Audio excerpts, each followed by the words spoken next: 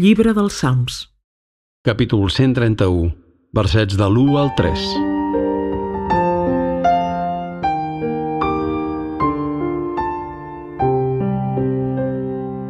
Senyor, el meu cor no és ambiciós, ni són altius els meus ulls.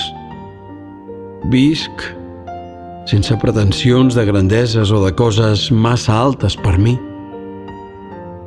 Jo em mantinc en pau. Tinc l'ànima serena.